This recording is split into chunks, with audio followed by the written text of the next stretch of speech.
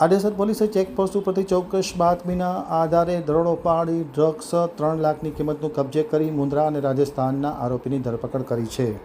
હવે જોઈએ આડેસર આમતક ન્યૂઝ બ્યુરોનો એક વિસ્તૃત અહેવાલ. પૂર્વ કચ્છની આડેસર પોલીસે આજે ચેકપોસ્ટ ઉપર ચોક્કસ બાતમીના આધારે ચેકિંગ કરતા મેફેડ્રોન ડ્રગ્સ સાથે 3 ઈસમોને ઝડપી પાડવામાં આવ્યા હતા. પાટણપુરના સાંતલપુરથી આ ડ્રગ્સ કચ્છમાં ઘુસાડવામાં આવતું હોવાની બાતમી મળી હતી અને પોલીસે બાતમીના આધારે મુન્દ્રા અને રાજસ્થાનના 2 આરોપીને પકડી પાડ્યા છે. જ્યારે 2 આરોપી નાસી ગયા છે, જેમાં એક ભુજનો આરોપી છે અને બીજો રાજસ્થાનનો છે.